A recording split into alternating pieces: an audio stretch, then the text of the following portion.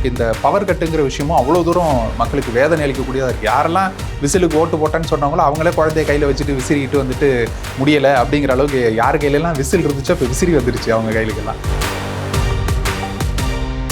நான் வந்துட்டு போன ஆட்சியிலேருந்து முயற்சி பண்ணிகிட்டே இருக்கேன், அச்சுக்கள் எல்லாம் வந்துட்டு இங்கே மாட்டிக்கிச்சு, அமைச்சர் கீர்த்தனா அவர்கள் எனக்கு உதவி பண்ணணும்னு அவர் போடுறாரு. இது வந்துட்டு ஒரு ரீலாக இன்னைக்கு தேதியில் ட்ரெண்ட் ஆகிட்டு இருக்கு.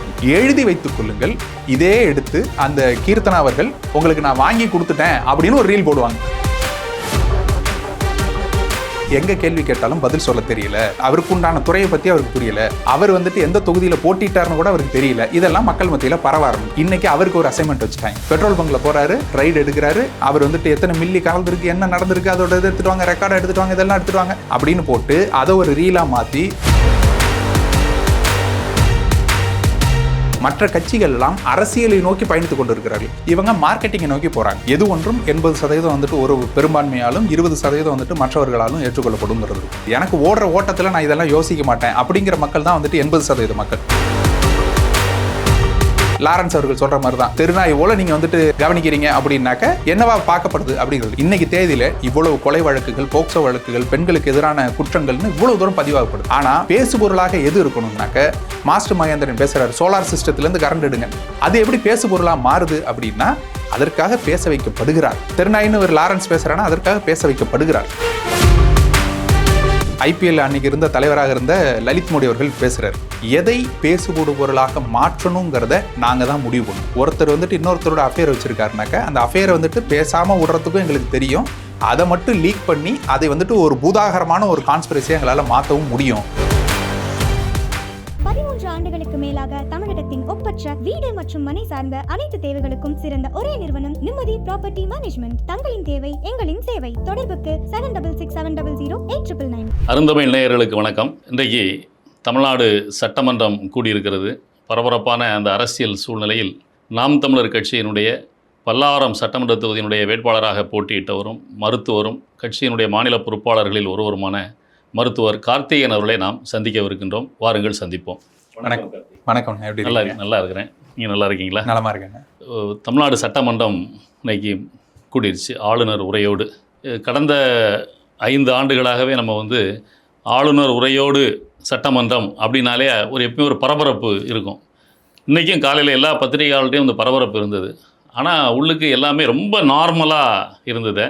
இது முதல் முறை அப்படின்றதுனால தாவேகா அரசை பிஜேபி அரசு விட்டு வச்சிருக்குதா, இல்லை இதுக்கு பின்னணியில் ஏதாவது இருக்கும்னு நினைக்கிறீங்களா? இல்லை, ஆளுநர் உரைங்கிறத வந்துட்டு முன்னாடி இருந்த அரசுகள் வந்துட்டு எதிர்க்கும்.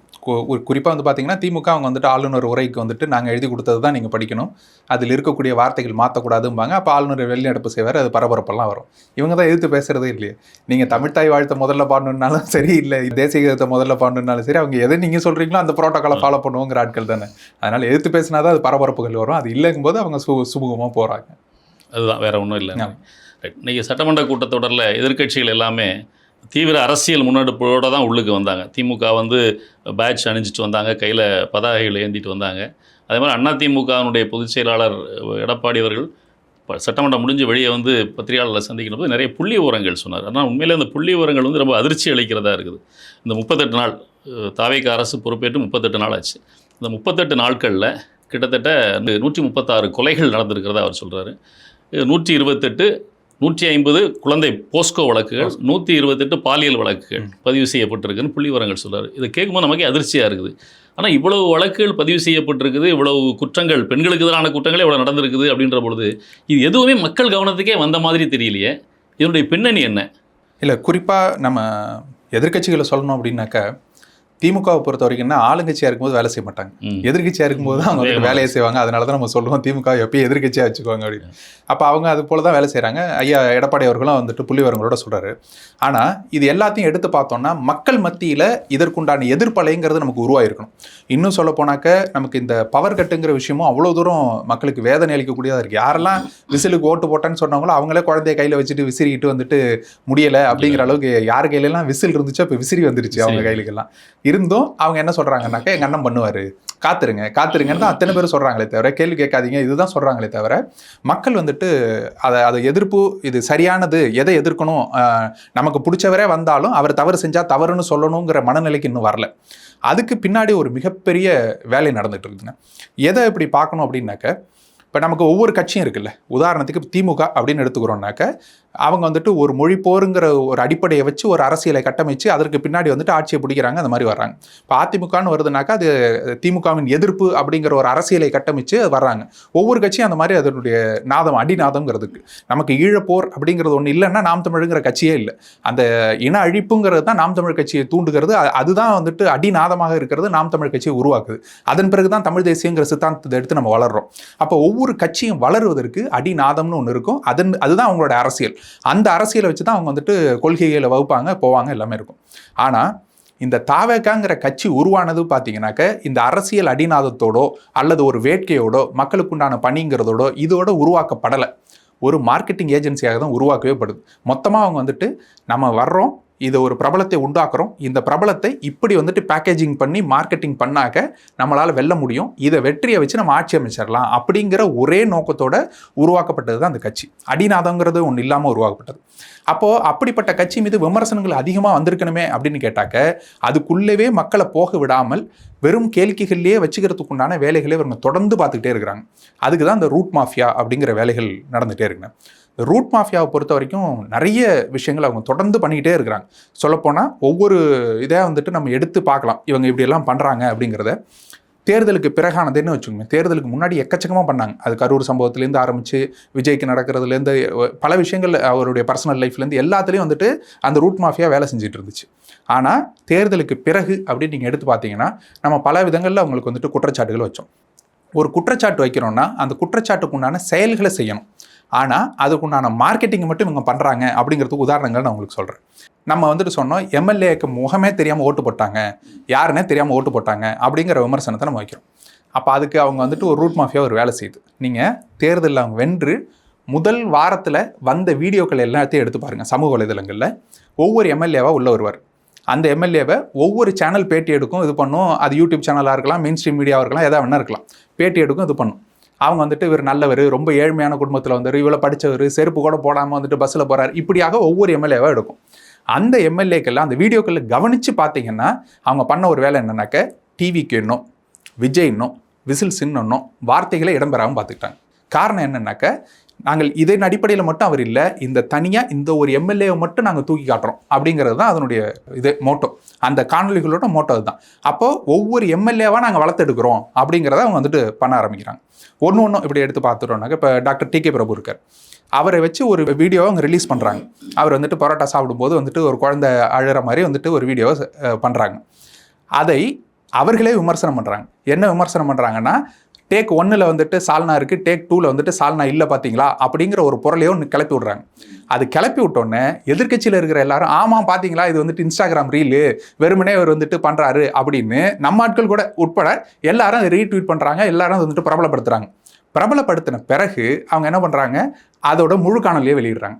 பார்த்தீங்களா நாங்கள் வந்துட்டு தூய்மையானவர்கள், நல்லவர்கள், எப்படிப்பட்டவங்க பார்த்தீங்களா அப்படிங்கிற மாதிரி அதுக்கு பின்னாடி ஒருத்தர் சால்னா ஊற்றுறதையும் சேர்த்து முழு காணொலி. அப்போ அந்த முழு காணொலியை அந்த இடத்த மட்டும் வெட்டி வச்சுக்கிட்டு முதல்ல இதை பரப்பிட்டு எது நெகட்டிவாக அதுதான் பரவும்.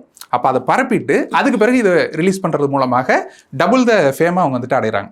இன்றைக்கி தேதியில் பார்த்தீங்கன்னாக்க மீன்வளத்துறை அமைச்சர் இருக்கிறார், இப்போ ஸ்ரீநாத் அவருக்கு வந்துட்டு நம்ம சொல்கிறோம், எங்கே கேள்வி கேட்டாலும் பதில் சொல்ல தெரியல, அவர் வந்துட்டு ப்ரெஸ்ஸுக்கிட்ட எதுவும் பண்ண தெரியல, அவருக்கு உண்டான துறையை பற்றி அவருக்கு புரியலை, அதே போல் அவர் வந்துட்டு எந்த தொகுதியில் போட்டிட்டார்னு கூட அவருக்கு தெரியல. இதெல்லாம் மக்கள் மத்தியில் பரவ ஆரம்பிச்சோன்னே இன்றைக்கி அவருக்கு ஒரு அசைன்மெண்ட் வச்சுட்டாங்க.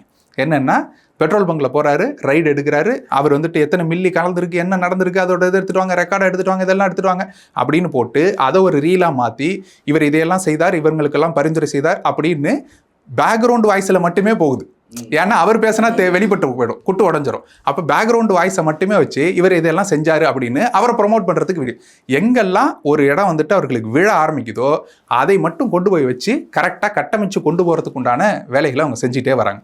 அப்போது இதை வந்துட்டு பொதுமக்கள் புரிஞ்சுக்க மாட்டாங்க. பொதுமக்கள் என்னவா, பரவாயில்லப்பா நல்ல விஷயம் பண்ணுறாப்பா, பரவாயில்லப்பா இதை பண்ணுறாங்களேப்பா அப்படிங்கிறது தான், எவ்வளோ ஏழ்மையாக இருக்காங்க பார்ப்பா, இதை தான் நினைப்பாங்களே தவிர இதற்கு பின்னாடி ஒரு பிஆர் டீம் உட்காந்துக்கிட்டு கணக்கு போட்டு எதை பண்ணால் இதில் வந்துட்டு இன்ஸ்டாகிராமில் ரீலாக மாறும், எதை பண்ணால் மக்கள் பார்ப்பாங்க, எப்படி நெகட்டிவாக பரப்புறது. ஒரு விஷயத்த நீங்கள் கலைஞர் செய்திகள்லையோ, சன் டிவிலையோ, ஜெயா டிவிலையோ, ஜே நியூஸ்லையோ தாவேக்காவை பற்றி போடணும்னு நீங்கள் நினச்சிங்கன்னா கூட போட முடியாது. ஏன்னா அவங்க வந்துட்டு எதிர்ப்பான மனநிலையில் உள்ளவங்க போட மாட்டாங்கன்னு இருக்கும். ஆனால் இவங்களை பற்றி இவங்களே ஒரு நெகட்டிவான நியூஸை கொடுக்குறது. தாவேக்கா நிர்வாகி ஒருத்தர் மாட்டினாரு, அதில் பண்ணாரு, உடனே எல்லா நியூஸ் சேனலும் தாவேக்காவை பற்றி பிரபலமாக பேச ஆரம்பிக்கும். பிரபலமாக பேச ஆரம்பித்த பிறகு அவருக்கு எங்களுக்கு சம்மந்தம் இல்லைன்னு அந்த நியூஸை மட்டும் இவங்க கொண்டு போகும்போது அது ஒரு இம்பாக்டை கிரியேட் பண்ணுது. இப்படியாக எது பேசுபொருளாக மாறணும், அதுக்கு எப்படி கவுண்டர் பண்ணணுங்கிறத வச்சுக்கிட்டு தான் இவங்க பேசுபொருளே உருவாக்குறாங்க. அப்போ அதற்குள்ளாக இந்த சுழலுக்குள்ளாக மக்கள் சிக்கி கொண்டே இருக்கிறாங்க. அவங்களுக்கு இது தெரியாத வரைக்கும், இதை வெளிப்படையாக உணராத வரைக்கும் இதிலிருந்து வெளியில் வரவே முடியாது. நீங்கள் சொல்கிறது சரிதான். ஆனால் இதுக்கு முன்னால் ஆட்சியில் இருந்த கட்சிகள் எல்லாமே பொருளாதார ரீதியாக இவர்களை விட வலுவானவர்கள் தான். இப்படி ஒரு ஆயுதத்தை இவங்க எடுத்து பயன்படுத்துகிறாங்க அப்படின்ற பொழுது அவங்க அந்த மாதிரி ஆயுதத்தை பயன்படுத்துறதுல எந்த தடையும் இல்லையே. ஏன்னா அவங்களுக்கும் அதுக்கான வாய்ப்புகள், சோர்ஸ் எல்லாமே இருக்குது இல்லையா. திமுகவை பொறுத்தளவில் அது பெண் அப்படின்ற ஒரு டீம் இருக்குது, அவங்க அப்படி தான் அவங்க கட்டமைச்சிக்கிட்டு இருந்தாங்க அப்படின்றதான் கடந்த 5 ஆண்டுகளில் சொல்லப்பட்ட விஷயம். அவங்களால ஏன் இதை அதே மீடியாத்தை பயன்படுத்தி அவங்கள டிஃபெண்ட் பண்ண முடியல? ஏன்னா நீங்கள் ஒரு இன்ஸ்டா பிரபலமாகவும் இருக்கிறதுனால உங்கள்கிட்ட கேட்குறேன், அது எப்படி அப்படின்றது. நம்மெல்லாம் இன்ஸ்டா பிரபலம் இல்லைன்னு அந்த அளவுக்குலாம் நம்ம இல்லைன்னு நம்ம வந்துட்டு, அதாவது இப்போ அவங்க என்ன பண்ணுறாங்க அப்படின்னா, அதாவது இதுக்கு முன்னாடி இருந்த கட்சிகள் எல்லாமே ட்ரெடிஷ்னல் மீடியாவுக்கு பழக்கப்பட்டவங்க, செய்தித்துறைக்கு அவங்க வந்துட்டு பழக்கப்பட்டவங்க, அச்சு ஊடகங்களுக்கு, காட்சி ஊடகங்களுக்கு அவங்க வந்துட்டு பழக்கப்பட்டவங்க. ஆனால் இந்த இன்ஸ்டாகிராமோட அல்கரிதம்ங்கிறதே வேறு. இந்த அல்கரிதமை பிடிபடுறதுக்கு அவங்களுக்கு இன்னும் பெண் மீடியாவுக்கே பிடிபடலை. அதனால தான் அவங்க வந்துட்டு இவ்வளோ பெரிய தோல்வியை சந்திக்கிறதுக்கு உண்டான காரணம், அவங்க வந்துட்டு இது நம்ம பிரபலமாக இருக்கிறோம், நம்ம போடுற வீடியோக்கள்லாம் மக்களால் வந்துட்டு ஏற்றுக்கொள்ளப்பட்டதுன்னு அவங்க நம்பிக்கிட்டு இருந்தாங்க. ஆனால் இந்த அல்கரிதம்ங்கிறது அடுத்த ஜென்ரேஷனுக்கு போயிடுச்சு. இன்னும் ஏஎல்லாம் வந்த பிறகு, தொழில்நுட்பங்கள் வந்த பிறகு அதை வந்துட்டு ஒரு கிளாட் மாதிரி ஒரு தளத்து கூட வந்துட்டு நம்ம இணைச்சி எப்படி வந்துட்டு அதை அல்கரிதமை நம்ம சரி பண்ணுறது, இது எல்லாம் வந்துட்டு இவர்கள் தெரிஞ்சு வச்சிருக்கிறாங்க, அவங்களுக்கு தெரியாமல் இருந்துச்சு. அதுதான் இப்பொழுதைய தேதியில் மற்ற கட்சிகளும் அதை உள்வாங்க ஆரம்பிக்கிறாங்க. உள்வாங்கி கொண்டு அதை எப்படி வந்துட்டு இனிமேல் நம்ம கொண்டு வரதுங்கிறாங்க. நம்ம இதை கொண்டு வரதுக்குள்ளே அவன் அடுத்த லெவலுக்கு போயிடுவான். இப்போ அதுதான் அவங்களுடைய வலுவான இதுவாக என்னவா இருக்குனாக்க, இவர்கள் வேலை செய்யக்கூடியவர்கள் பிஆர் டீம் வேலை செய்யுது. அதுதான் நான் சொன்னேன், மற்ற கட்சிகள் எல்லாம் அரசியலை நோக்கி பயணித்து கொண்டு இருக்கிறார்கள். எது சரியான அரசியல், எது மண்ணுக்கு உண்டானது, எது மக்களுக்கு உண்டானதுன்னு பயணிச்சுட்டு இருக்கிறாங்க. இவங்க மார்க்கெட்டிங்கை நோக்கி போகிறாங்க. ஒரு மார்க்கெட்டிங் ஏஜென்சியால் இந்த பல்ஸை ஈஸியாக பிடிச்சிட முடியும், அரசியல் கட்சியால் அது பிடிக்க முடியாது. அதுதான் மற்றவர்களுடைய தோல்விக்கும் இவர்களுடைய வளர்ச்சிக்கு உண்டான காரணமாக இருக்குது. இல்லை, நீங்கள் சொல்கிறது ஒரு ஆஸ்பெக்டில் பார்க்கும்போது சரி அப்படின்னா கூட, மக்களை நம்ம அவ்வளோ தூரம் குறைவாக எடை போடணுமா? நீங்கள் மார்க்கெட்டிங் அப்படின்னு சொல்லி ஒரு பக்கம் இருந்தால் கூட, இன்னொரு பக்கம் நம்ம மார்க்கெட்டிங், இப்போது நம்முடைய கன்சியூமர் ப்ராடக்ட் சம்மந்தமான மார்க்கெட்டிங் வரும்போது நம்ம என்ன பார்க்குறோன்னு சொல்லி சொன்னால், ஒரு பொருளை மார்க்கெட்டிங்கிற அடிப்படையில் நம்ம விற்கிறதுக்கு முயற்சி பண்ணால் கூட, இன்னொரு பக்கம் மக்கள் அதுக்கு எதிர் திசையில் பயணம் செய்யக்கூடிய மக்களும் நிறைய இருக்கிறாங்களே. இயற்கை இல்லை, நான் சோப்புனா கூட அந்த சோப் இந்த சோப் சரியில்லை, இது டாக்டர்ஸ் ப்ரிஸ்கிரைப் பண்ணுற சோப் அப்படின்ற பார்வை இன்றைக்கி நிறைய வந்துகிட்டு இருக்குல்ல. ஸோ அது மாதிரி இதில் எதுவும் மாற்றங்கள் நிகழ்வதற்கான வாய்ப்பு இருக்கிறதா? எதிர் திசையில் பயணம் செய்வதற்கான வாய்ப்பு என்ன? ஒரு விஷயம் என்னென்னா, 80-20 ரூல்னு ஒன்று சொல்லுவாங்க. எது ஒன்றும் 80% வந்துட்டு ஒரு பெரும்பான்மையாலும் 20% வந்துட்டு மற்றவர்களாலும் ஏற்றுக்கொள்ளப்படுங்கிறது இருக்கும். அப்போ நம்ம இந்த 20% நோக்கியே நம்ம பயணிச்சுட்டு இருக்கிறோம். இதை நோக்கி 80% நம்ம இழுக்கணும் அப்படின்னு நினைக்கிறோம். ஆனால் 80% மக்கள் எனக்கு லைஃப் ஈஸியாக இருக்கணும், ரொம்ப சாதாரணமாக இருக்கணும், இதை காம்ப்ளிகேட் பண்ணிக்கூடாது, எனக்கு ஓடுற ஓட்டத்தில் நான் இதெல்லாம் யோசிக்க மாட்டேன் அப்படிங்கிற மக்கள் தான் 80% மக்கள்.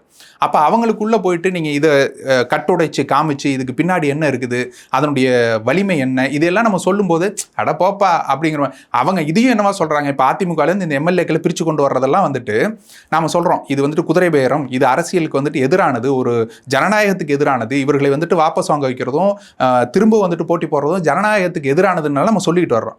ஆனால் மக்கள் மத்தியில் இது எப்படியான ஒரு பார்வையாக கொண்டு போய் உள்ள வைக்கிறாங்க அப்படின்னா, இதான் ராஜதந்திரம். பார்த்தீங்களா, இப்போ நாங்கள் பவருக்கு வந்தோடனே 3வது கட்சியாக இருக்கிற அதிமுகன்னு வச்சுக்கோங்களேன், அப்போ அந்த கட்சியை காலி பண்ணிடுவோம் மொத்தமாக.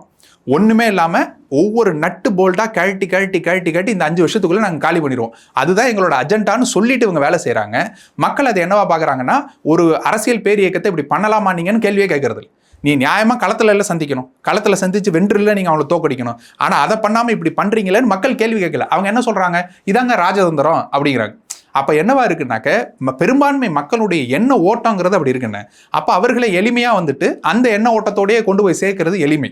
அதுதான் அவங்க பண்ணிட்டு இருக்கிறாங்க. சரி, ரைட், நீங்கள் சொல்கிறது ரைட். ஆனால் இது வந்து அரசியல் அப்படின்றது இருக்கு இல்லையா, ஜனநாயகம் இல்லையா அப்படின்றது ஒன்று. இன்னொன்று சட்டத்துக்கு உட்பட்டதா சட்டத்துக்கு புறம்பானதான்றது ஒன்று இருக்கு இல்லையா. பட் இவங்க வந்து இப்போது அங்கேருந்து எம்எல்ஏக்கள் எடுக்கிறாங்கன்னா அந்த எம்எல்ஏக்கள் எல்லாருமே பதவி விலக வச்சு தான் எடுக்கிறாங்க. ஏன்னா சட்டம் இப்போ கடுமையாக இருக்குது. அப்போ அது வந்து அதுவும் அவங்களுடைய அந்த தனி மனித ஜனநாயகம்னு ஒன்று இருக்குல்ல, அதை முன்னிறுத்தி பேசும்பொழுது அதையும் சிலரால் ஏற்றுக்கொள்ளப்படுற விஷயமா தெரியுது இல்லையா? இல்லை, அப்படி இல்லைன்னு. அதாவது அதுக்கு உண்டான ஒரு காரணம் இருக்கும். இப்போ உதாரணத்துக்கு ஒரு மனமுறிவு ஏற்படுது அப்படின்னா அதற்குண்டான காரணங்கள் இருக்கும். அது வந்துட்டு அவங்க போவாங்க, டைவர்ஸ் பண்ணுவாங்க, அப்படி இருக்கும், அதெல்லாம் இருக்கும். ஆனால் ஒரு திருமணம் கடந்த உறவு அப்படிங்கிற சட்டப்படி சரியாக இருக்கும், நியாயப்படி அது சரியா இல்லையா, அவ்வளோதான் கேள்வி. அப்போது இந்த மாதிரி விஷயங்களை தான் வந்துட்டு நம்ம சொல்கிறோம். சட்டப்படி சரிங்கிறதுனாலேயே அது ஜனநாயகபூர்வமாக சரிங்கிறது கிடையாது. தேர்தல் முடிந்து 1 மாத காலத்துக்குள்ளாக இத்தனை பேரும் வந்துட்டு பதவி விலகிறதுக்குண்டான காரணம் என்ன? காரணம் ஏதாவது ஒன்று இருக்கணும்ல. ஒரு பெரிய நிகழ்வு நடந்துருச்சுப்பா, ஒரு அசம்பாவிதம் நடந்துருச்சு, இந்த அசம்பாவிதத்துக்கு எதிராக என் கட்சி வந்துட்டு குரல் கொடுக்கல, அதனால நான் விலகிறேன், ஏதாவது ஒரு காரணம் இருக்கும்ல. எந்த காரணமும் இல்லாமல் இவர்கள் விலகுகிறார்கள்னா உங்களுக்கு ஓட்டு போட்ட மக்களை நீங்கள் என்னவா நினைக்கிறீங்க? லாரன்ஸ் அவர்கள் சொல்கிற மாதிரி தான், நாய் போல், ஒரு தெருநாய் போல் நீங்கள் வந்துட்டு கவனிக்கிறீங்க அப்படின்னாக்க என்னவா பார்க்கப்படுது அப்படிங்கிறது. இப்போ அதை கூட நீங்கள் பாருங்கள், இன்றைக்கி தேதியில் நீங்கள் சொன்னது போல் இவ்வளவு கொலை வழக்குகள், போக்சோ வழக்குகள், பெண்களுக்கு எதிரான குற்றங்கள்னு இவ்வளோ தூரம் பதிவாகப்படுது. ஆனால் பேசுபொருளாக எது இருக்கணும்னாக்க, மாஸ்டர் மகேந்திரன் பேசுகிறார் சோலார் சிஸ்டத்துலேருந்து கரண்ட் எடுங்க, அது எப்படி பேசுபொருளாக மாறுது அப்படின்னா அதற்காக பேச வைக்கப்படுகிறார். அதற்கு தெருநாயின்னு ஒரு லாரன்ஸ் பேசுகிறான்னா அதற்காக பேச வைக்கப்படுகிறார். பேச வச்சுட்டு அதையே இவங்க வந்துட்டு ஸ்கிரிப்டடாக கொண்டு போகிறாங்க. அப்போ அந்த ஸ்கிரிப்டுக்கு மக்கள் எல்லாரும் விழுறாங்க. இப்போ நீங்கள் சொல்கிறீங்க மாஸ்டர் மகேந்திரன் பேசினதை பற்றி சொல்கிறீங்க, இது வந்து ஏதோ போகிற போக்கில் அவர் பேசின மாதிரி தான் அதில் நம்மளுடைய பார்வைகள் அப்படி தான் இருக்குது. நீங்கள் அவர் வந்து இப்படி அவராக பேச வைக்கப்பட்டு தான் அது வந்து ஒரு பேசுபடு பொருளாக மாற்றப்படுகிறது அப்படின்னு சொல்கிறது வந்து ஒரு விஷயம் முடியாது நம்மளால் அப்படின்ற போது எல்லாருமே என்ன பண்ணுவாங்க, அதை நெகட்டிவாக மாற்றுறதுக்காக ஒரு கான்ஸ்பிரசி தியரியை கிரியேட் பண்ணி சொல்லுவாங்க. அப்படி சொல்கிற மாதிரி மக்கள் நம்மளை நினச்சிக்க மாட்டாங்களா? உண்மை என்ன இதில்? உண்மை என்னன்னாக்க நம்ம ஒரு உதாரணத்தோடய பார்ப்பேன். இப்போ ஐபிஎல் வந்துட்டு போட்டிகள் நடக்குது. இந்த ஐபிஎல் போட்டிகளை எப்படி பொருளாக மாற்றணும் அப்படிங்கிறத ஐபிஎல் அன்னைக்கு இருந்த தலைவராக இருந்த லலித் மோடி அவர்கள் பேசுகிறார். எதை பேசுபொரு பொருளாக மாற்றணுங்கிறத நாங்கள் தான் முடிவு பண்ணுவோம். ஒருத்தர் வந்துட்டு இன்னொருத்தரோட அஃபேர் வச்சுருக்காருனாக்க அந்த அஃபேரை வந்துட்டு பேசாமல் விடுறதுக்கும் எங்களுக்கு தெரியும். அதை மட்டும் லீக் பண்ணி அதை வந்துட்டு ஒரு பூதாகரமான ஒரு கான்ஸ்பிரசியை எங்களால் மாற்றவும் முடியும் அப்படிங்கிறத நாங்கள் செஞ்சோங்கிறார். அவர் சொல்கிறார், அவருடைய வாக்குமூலத்தின் அடிப்படையில் சொல்கிறார் எப்படியெல்லாம் நாங்கள் வந்துட்டு ஐபிஎல்லை பேசுபொரு பொருளாக மாற்றணுங்கிறது. நீங்கள் அந்த வீடியோவை பார்த்தீங்கன்னா உங்களுக்கு தெரியும் எப்படியாக இதை பண்ண முடியும், எப்படியாக இவர்கள் பண்ணுகிறார்கள். It's a rich mens game அப்படிம்பாங்க. நம்ம வந்துட்டு ஒருத்தரை எப்படியாக பார்க்கப்படணுங்கிறத அவர்களால் முடிவு செய்ய முடியும்.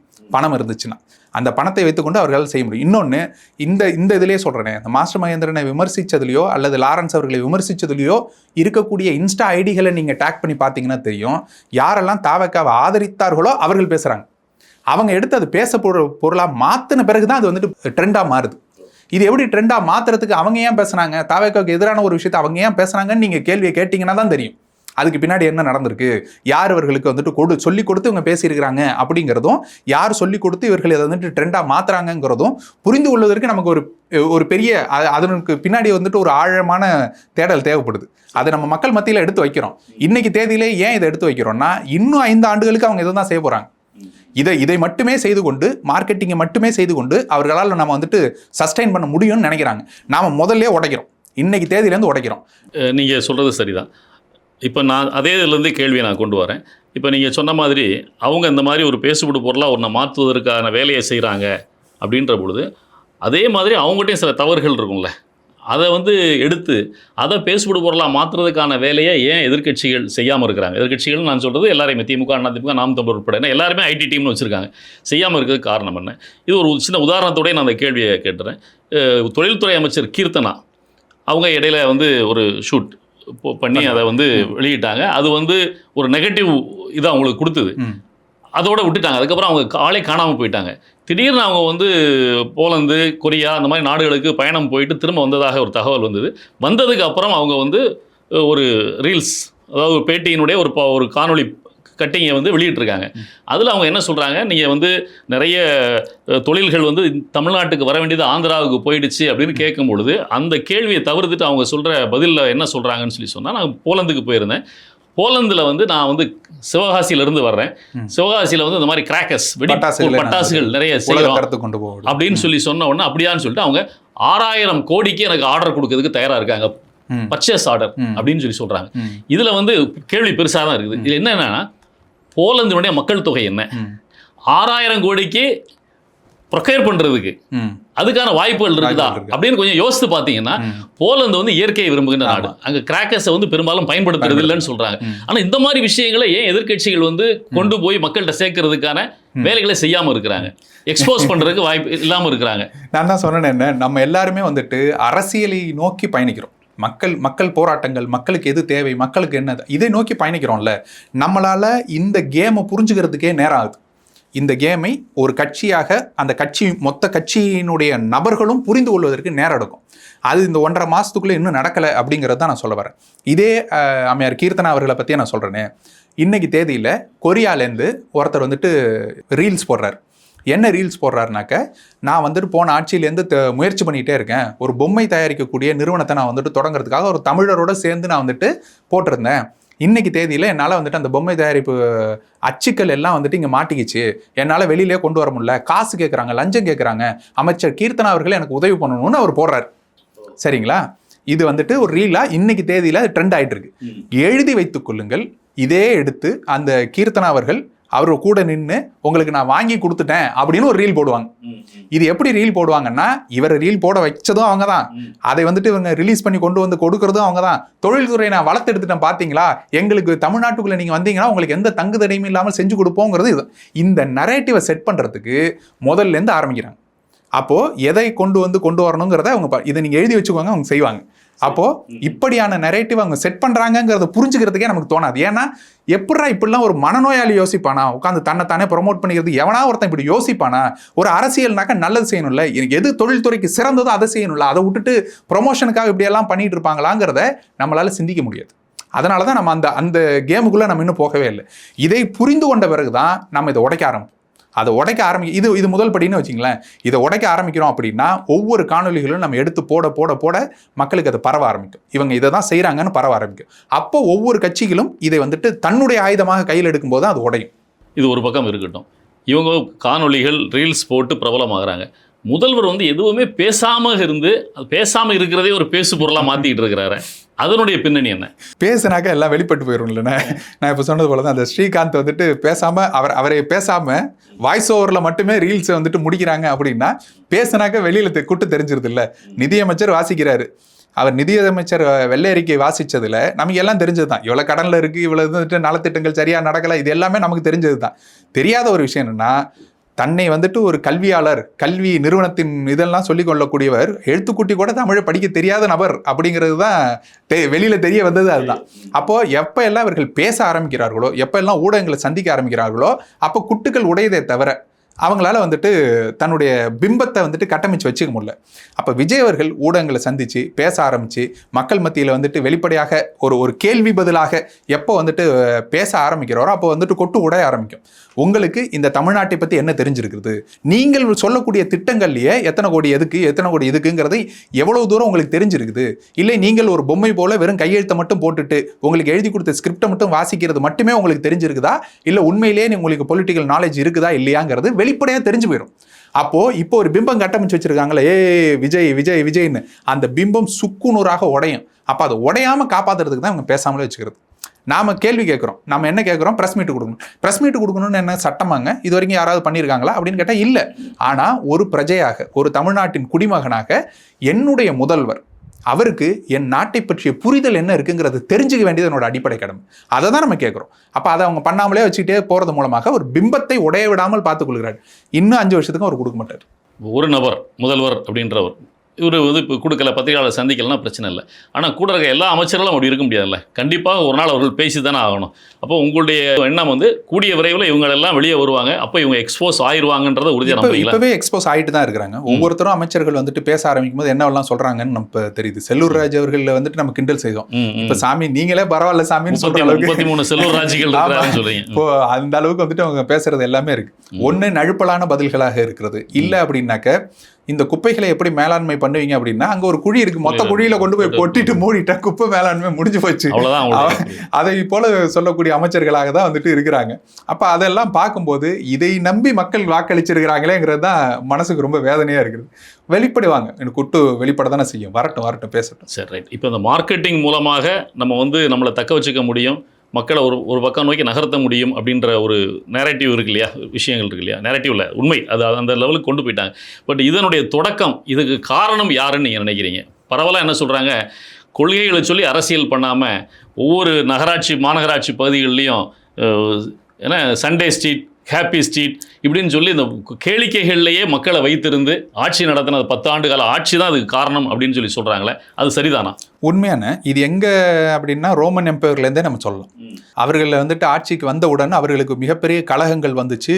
அமைச்சர்கள் எல்லாம் வந்துட்டு அரசருக்கு எதிராக வந்துட்டு போராட்டங்களை முன்னெடுக்கலாம், அவரை வீழ்த்தி விடலாம் நினச்சி கொண்டு இருக்கும்போது கொலைசீமை கட்டி நம்ம வந்துட்டு அது கேளிக்கைக்குண்டான நகரமாக அதை மாற்றி முழுக்க வந்துட்டு கேளிக்கைக்குள்ள மக்களை கொண்டு போயிட்டா யாரும் புரட்சி செய்ய மாட்டார்கள் அப்படிங்கிறது அந்த காலத்திலேருந்து வரக்கூடியது. அதனுடைய ஒரு மாடர்ன் வெர்ஷன் தான் இது எல்லாமே. அதை வந்துட்டு இவர்கள் எப்படி கையில் எடுக்கிறாங்கிறது. திமுக வேற ஒரு மாதிரி வச்சிருந்துச்சு. நம்ம மீடியாக்கள்னு சொல்லக்கூடிய மீடியாக்களை தன் கட்டுப்பாட்டுக்குள்ளே வைத்துக்கொண்டு எதை பேசணும் எதை பேசக்கூடாதுன்னு அவங்க கட்டுப்படுத்திட்டு இருந்தாங்க. சோஷியல் மீடியாவை அவங்களால கட்டுப்படுத்த முடியல. அதுதான் அவங்கள உடைச்சது. ஏன்னா சோஷியல் மீடியா வந்துட்டு எல்லார் கையிலையும் போய் சேர்ந்துச்சுங்கிறது. ஆனால் அந்த சோஷியல் மீடியாவையும் ட்ரெண்டிங்கில் கொண்டு போனால் எப்படி நரேட்டிவை நம்ம செட் பண்ண முடியும், மொத்தமாக எல்லாத்தையும் கண்ட்ரோலில் வைக்க முடியாதுனாலும் நரேட்டிவை நம்ம பக்கம் எப்படி திருப்ப முடியும்னு புரிந்து கொண்டது தாவேக்கா. அதனால தான் அது இப்போ எழுதிக்கு இருக்குது. இது உடையும். அது எப்படி உடஞ்சிச்சோ, திமுக எப்படி உடஞ்சிச்சோ அதே போல் இதுவும் உடையும். உடையறதுக்கு உண்டான காலங்கிறது ரொம்ப எடுக்காது. திமுகவின் காலம் வந்துட்டு ரொம்ப எடுத்துச்சு அதை உடைக்கிறதுக்குங்கிறதுக்கு. ஏன்னா மாஸ் மீடியாவை தவிர நமக்கு வேறு எதுவும் மீடியா ரிலேயபிளாக இல்லைங்கிற ஒரு நிலைமை இருந்துச்சு. இன்னைக்கு தேதியில் இந்த சோஷியல் மீடியாவே இந்த சோஷியல் மீடியாவை உடைக்கும். ஏஐ வந்து இந்த சோஷியல் மீடியாவை உடைக்கும். நம்ம என்ன பண்ண வேண்டியது இருக்குது அப்படிங்கிறத நமக்கு உண்டான கேள்வியாக நான் பார்க்குறேன். ஒரு கட்சியாக நம்ம வந்துட்டு ஒரு இயக்கமாக நம்ம வந்துட்டு பண்ண வேண்டிய வேலைகள் அப்படின்னா இதில் எல்லாத்துலேயும் நம்ம அப்டேட்டடாக இருக்கணுங்கிறது தான். இதை உணர்ந்து கொள்ளணுங்கிறது தான் முதல் படி. இதை உணர்ந்து கொண்டால் இதற்கு அடுத்தபடி என்ன அப்படிங்கிறத நம்ம யோசிக்கணும். இப்போ இன்னைக்கு சோஷியல் மீடியா மூலமாக இதை கண்ட்ரோல் பண்ண முடியும்னா நாளைக்கு ஏஐ மூலமாக இதை கண்ட்ரோல் பண்ண முடியும். உதாரணம் சொல்கிறேன். இப்போ வந்துட்டு ஒரு கேள்வி, அந்த கேள்விக்குண்டான பதில் பல வெப்சைட்டுகளில் ஒரே பதிலாக இருக்குதுன்னு வச்சுக்கோம். அந்த பதிலை தான் ஏஐ எடுத்து சொல்லும்.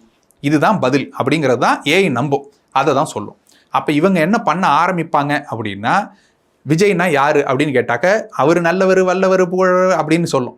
சீமான்னா யார் அப்படின்னு கேட்டால் அவர் இந்த மாதிரியானவர் அந்த மாதிரியானவர்னு இவர்களே பல வெப்சைட்டுகளை உருவாக்கி அதன் மூலமாக ஏஐக்கு ஃபீட் பண்ணுவாங்க. அப்போது நீங்கள் தேடுதளத்தில் போய் யாருன்னு தேடுனீங்கன்னாலே இப்போ யாரும் கூகுளில் போய் தேடுறதில்ல, எல்லாம் சாட்ஜிபிட்ட கேட்குறாங்க, கிளாட்டை கேட்குறாங்க, முடிஞ்சு போயிடுது. அப்போ அடுத்த கட்டம்ங்கிறது நமக்கு அதுதாங்கிறத உணரும்பொழுது நாம் இதற்குண்டான கட்டமைப்புகளை இன்னைக்கு தேதியில் உருவாக்கணும். நம்ம வந்துட்டு ஜென்சி கிட்ஸுக்கு உண்டான அரசியலை வந்துட்டு செய்கிறது அப்படிங்கிறது முக்கியம் இல்லை. அதற்கு அடுத்த தலைமுறைக்கு ஜென் ஆல்ஃபாவுக்கு போயிடணும். ஜென் ஆல்ஃபாவுக்கு நமக்கு என்ன தேவை, அவர்கள் எதில் தேட போகிறாங்க, அந்த தேடுதளத்தில் நாம் எப்படி இருக்க போகிறோம், நம்மளுடைய ஆதிக்கத்தை அதற்குள்ளே எப்படி செலுத்த போகிறோங்கிறத இன்னைக்கு தேதியில் நம்ம முடிவு செய்து அதை நோக்கி நம்ம பயணிக்க ஆரம்பித்தாதான் இந்த ரிச் மேன்ஸ் கேம்னு நம்ம சொன்னோம்ல, அதுக்குள்ளே நம்ம வந்துட்டு ப்ளே பண்ண முடியும்னா நல்ல விதத்தில் செய்வோம். சீமான் அண்ணா வந்துட்டு ஏஐ தொழில்நுட்பம் வந்ததே நல்ல விதத்தில் செஞ்சார்ல. எப்படி வந்துட்டு எல்லாரும் ஏஐ வந்துட்டு மார்ஃபிங் பண்ணுறதுக்கும் ஒரு அசிங்கமான படங்களை கொண்டு வருவதற்கும் பயன்படுத்தி கொண்டு இருக்கும்போது நான் வந்தால் ஆட்சி அமைப்பு எப்படி இருக்குங்கிறத உருவாக்குவதற்கு நான் அந்த ஏஐ பயன்படுத்துவேன். நம்மளுடைய வரலாறு என்னவா இருந்துச்சு, தீரனின் சின்னமலை எப்படி இருந்தார், வேலுநாச்சியார் எப்படி இருந்தாருங்கிறத நான் வந்துட்டு ஏஐ மூலமாக கொண்டு வருவேன். ஏஐ நல்ல விதத்துக்கு எப்படி பயன்படுத்தினாரோ அதை நாம் வந்துட்டு இன்னும் வலுவாக செய்யும். அதை வலுவாக செய்து மக்கள் மத்தியில் அதை கொண்டு போய் சேர்க்கும் போது தான் நமக்கு உண்டான விடிவு காலங்கிறது பிறக்கும்னு நினைக்கிறேன். நல்லது டாக்டர், நீங்கள் இவ்வளோ நேரம் உங்களுடைய நேரத்தை ஒதுக்கி வந்து எங்களுக்கு நேர்காணல் கொடுத்ததுக்கு மிக்க நன்றி, மகிழ்ச்சி. நன்றி. சந்திப்போம். நன்றி.